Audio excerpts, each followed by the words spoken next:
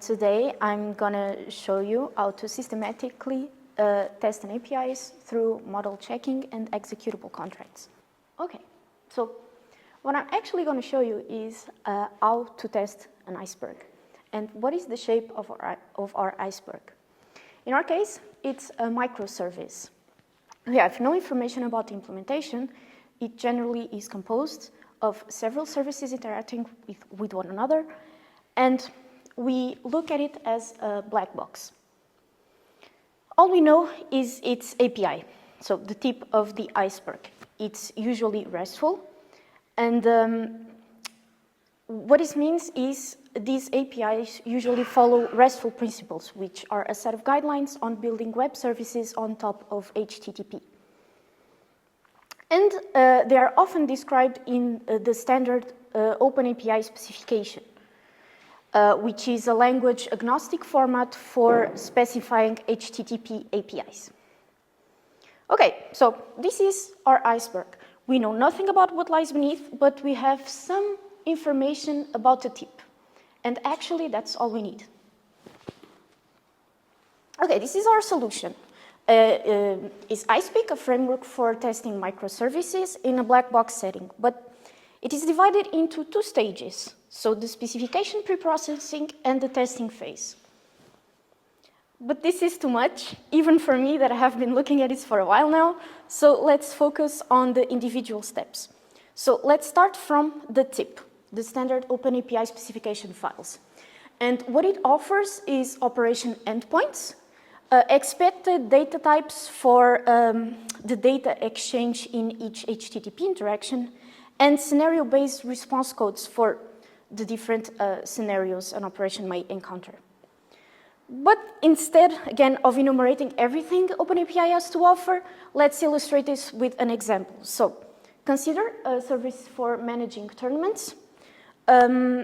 Each resource has a unique identifier and some data associated to it. So for example, we have resource tournament, player, and enrollments. Tournaments have a capacity, players have a name. And this service exposes 3 APIs, one for tournaments, one for players, and one for enrollments. Let's look at an endpoint definition.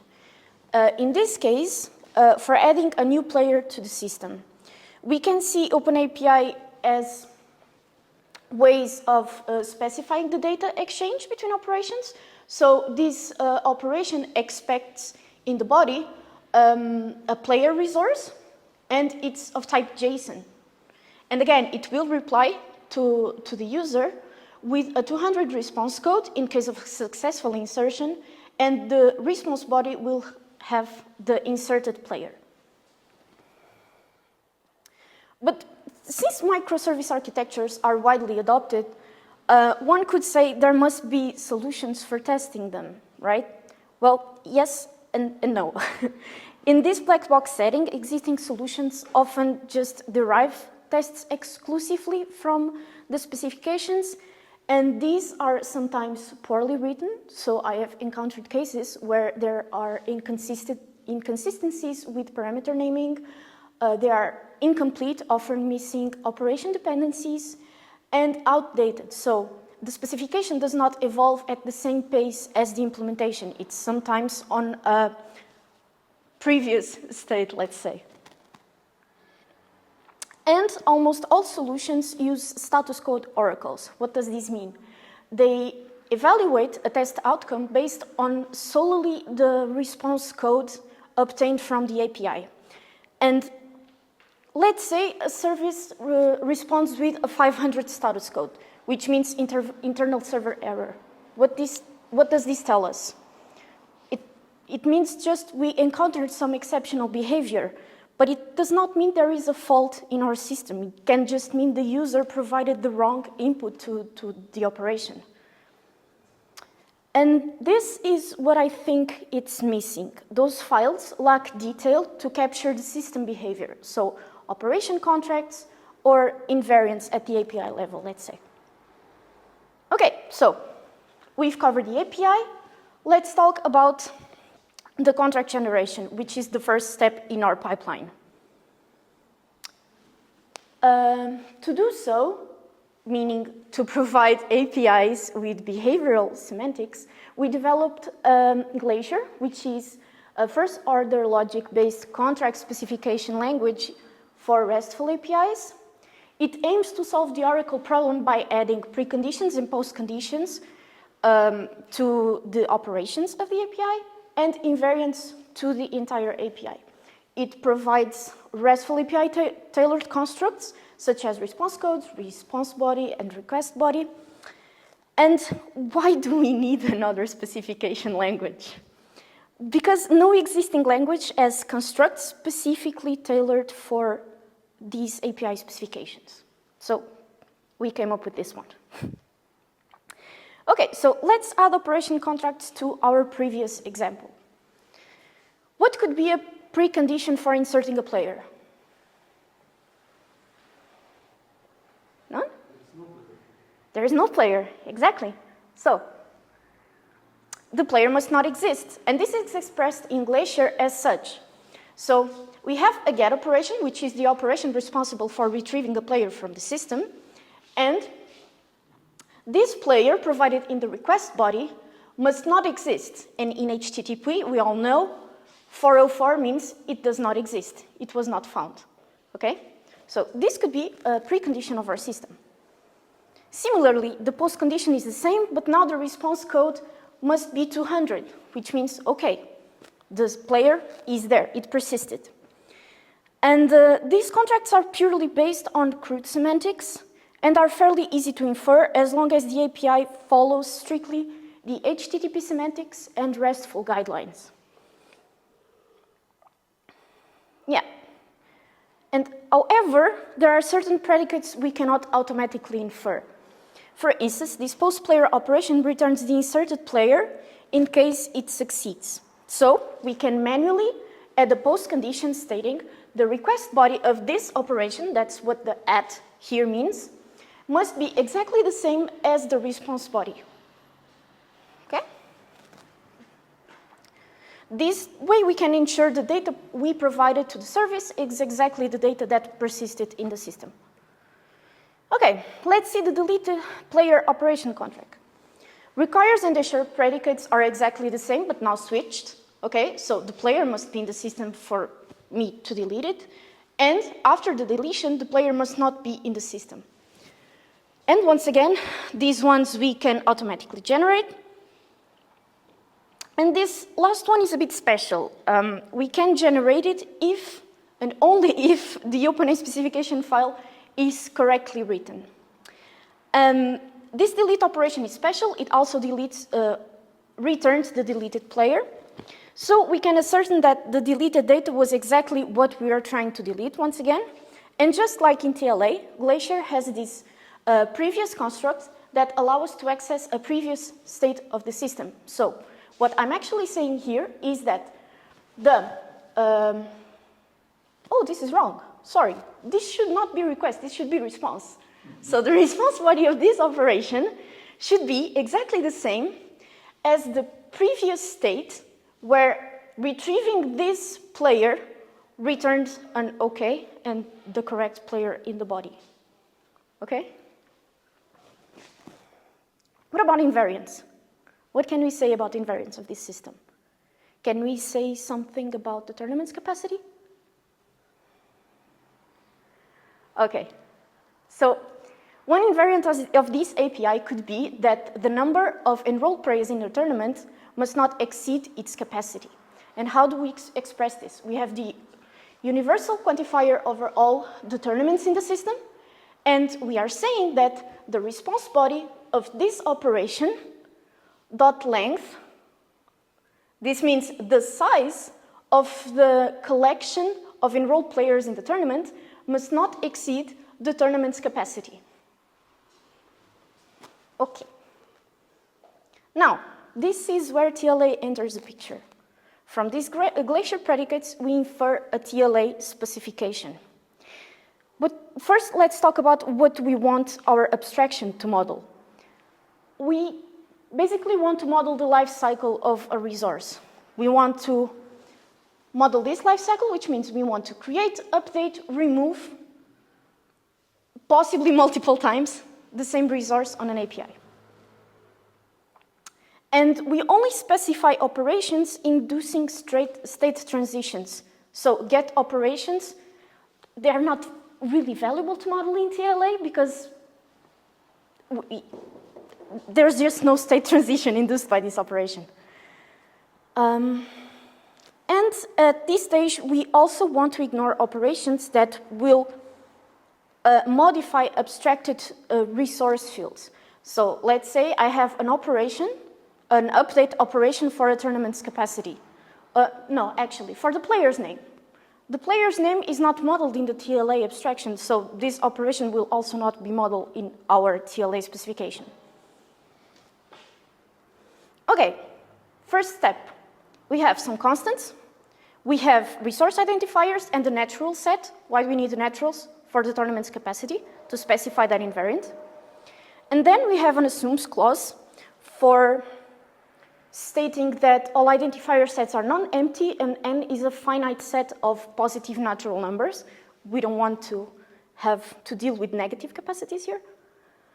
And resources are represented as records, and we emit schema fields that are irrelevant to reachability.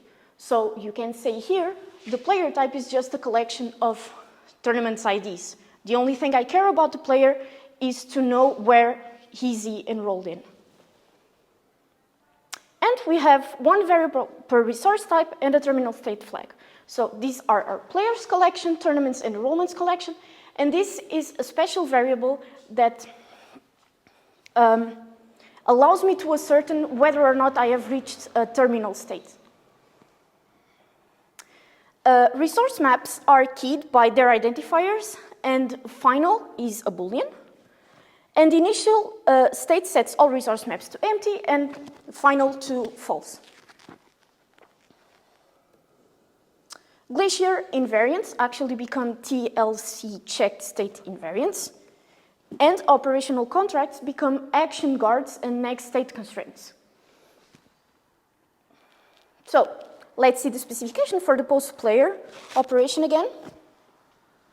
Oh, exactly, and each state mutation API operation becomes a TLA action, but we've covered that already.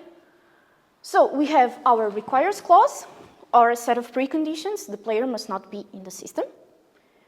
Then we update the player's collection by inserting the new player with the enrollments collection set to empty. And then we have our ensures clause, which is the player must be in the system. We do not touch tournaments and enrollments maps. And we have this special predicate that allows me to know if the next state is actually a terminal state. And what do I mean by terminal states? I want to be able to do several puts, several deletes, but I want, for state space explosion reasons, to finish the state space graph, to end up in a state. And what I did was, whenever everything is inserted, whenever all the players in the maps are there, all the enrollments and all the tournaments, I say, okay, I have reached the final state. So, almost done here. Now that we have our state space graph, we need to traverse it to obtain test sequences. And to do so, we develop a custom breadth-first search algorithm. And why do we need it to be custom? Because, as you know, the state space is huge. And it was mentioned in the previous talk that you could use symmetry to reduce the state space, but actually here we cannot, because each model value is intrinsically different from one another, okay? I cannot say two players are the same. Okay, so these are the characteristics of our graph. V is the set of states exported by TLC. We have a single initial state and multiple terminal states, okay? And for usability purposes, we added this super final state here. This will make sense in a while. And for every terminal state, we add an edge to it from the terminal state to the final state. E is the set of transitions or API operations, and the graph has no parallel edges. And we assume this because in RESTful APIs, it does not make sense to have two different state-altering operations transitioning to the same state. So, as I said, we developed a custom coverage guided algorithm based on the standard BFS, and this algorithm works in 3 stages. First, it collects paths from I to all nodes in the graph, and then it will collect paths from F to all nodes in the graph, and then we merge this together to combine them, to have complete paths. But let's look at it slowly. So this is just like a standard BFS, right? We mark I as found, because that's where we start, and then we add it to our FIFO queue. And then we also mark the super final state as found, because we don't want to expand it. So this is the initialization. Okay, so let's expand state I. Where do I end up? I found 2 new states, 1 and 2. What are the next steps? Again, this is just a standard BFS. We found 1 and 2, we mark them as found, we add them to the FIFO. Okay? And again, let's expand 1, since it's the next one in the FIFO. What do? I found 4. 4 is a new state, so it is marked as found, and again, added to the FIFO. And here, I'm going to expand state 4. And where do I get? To 2 and to F. And 2 is a special state because it has already been found. Oh, God. Ha. So when I reach a state that I found previously, I don't add it to the FIFO. I add it to my set of incomplete paths. Why? Because I know a shorter way, a fastest way to get to 2. So I will not expand it further. I now found an incomplete path. And when expanding 4, I also reach F. And F is our special state, is our terminal state. It has already been found, so I add it to incomplete paths, to the complete path set, because it's the final state. Okay. Did it change? Yeah. So what's the next one to see? 3. So now we expand 3. There are no new states. So I have 2 more paths to add to the incomplete path set.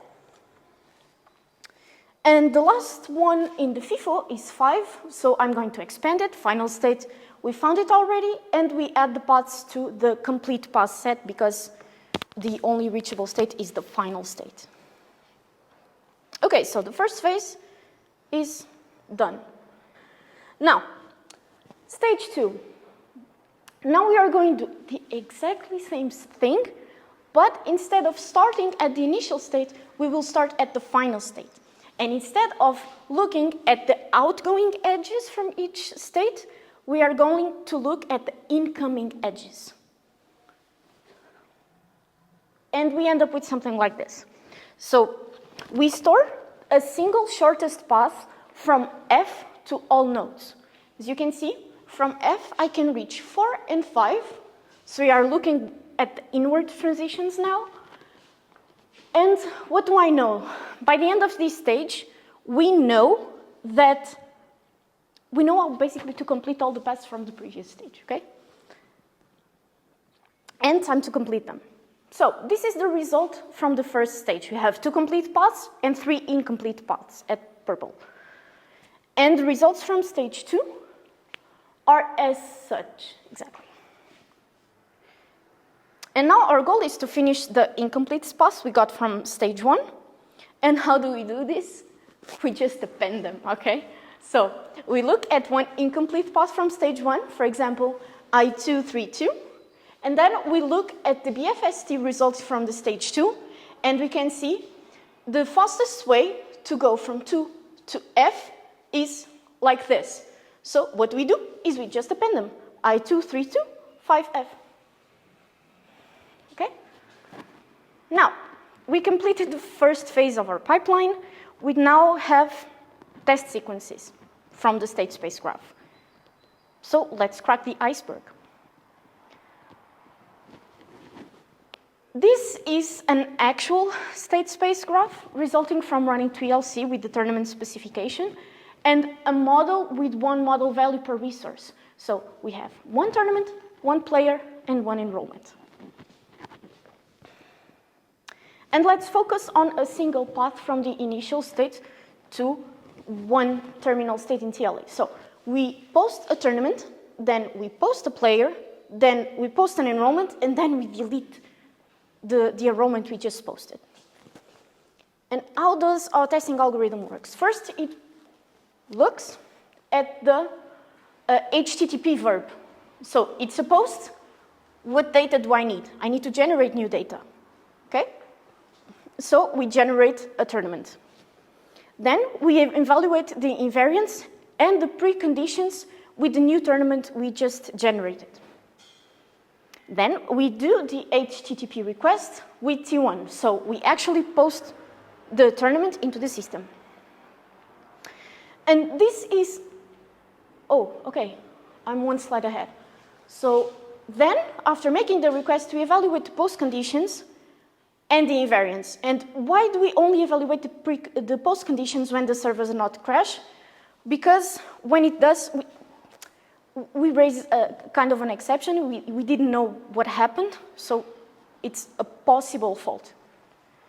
Now to test the post player is exactly the same thing, but instead of generating a tournament, we generate a player. Here we generate an enrollment. And the delete, instead of generating data, we are trying to recycle data. And what do I mean by recycle? I store the data I previously successfully inserted into the server, and then when I try to delete something, I will look at that past data. Let's think that the post-enrollment here failed. I will not have data to recycle, okay? And what do I do in those cases? I mark the delete enrollment operation as not tested, because there was no test produced. It failed on a previous stage. And actually, this exact call sequence uncovered a referential integrity bug. I did not anticipate it. I did not manually inject that bug. So when deleting an enrollment, the player got removed from the tournament's enrollments collection, but the tournament did not get removed from the player's collection, okay? So skill issue on my part, but actually, iSpeak was able to uncover that bug, so that was cool. We evaluated iSpeak on two EvoMaster benchmark systems, the PetStore API, which is the canonical example for the OpenAPI specification, and our tournament management system, both with fault injection and without. And the system's dimensions range from 16 to 19 operations and from 4 to 25 schemas. And actually, we had to exclude e-commerce API because it did not comply with the basic HTTP semantics and REST guidelines. For example, URIs did not conform to the standards, so we could not infer a Glacier specification from it. And that's the biggest issue we have. Okay, some errors, like I said, were artificially injected, others we found organically. And iSpeak successfully found all injected errors and REST-compliant issues with some benchmark systems. We developed iSpeak to find bugs, but the cool part is it finds REST compliance issues. So with the e-commerce API and actually the feature service API as well. I've talked about this. I forgot I had this in the slide, sorry. What do we want to do next? We want to automate the TLA specification generation from Glacier, okay? So the hardest part of my work is actually infer the Glacier contracts and invariants. Once I have that solidified, I can easily map it into TLA. And that's what we are trying to do. We have a semi-functioning prototype for that. And what I want to be able to do is to deal with partially compliant OpenAPI specifications, because if you used an API at least once in your life, you know people write them as they please, and they don't usually follow what's in the standard, so that's the hard part. And if I cannot deal with those, iSpeak is useless. And yeah, I would love to test this on real-world systems, or even more systems from the EvoMaster benchmark. And if you want to know more, our work was accepted at ICST. We have both artifact available and reviewed badges, so you can play with it. Do you have any questions? Thank you.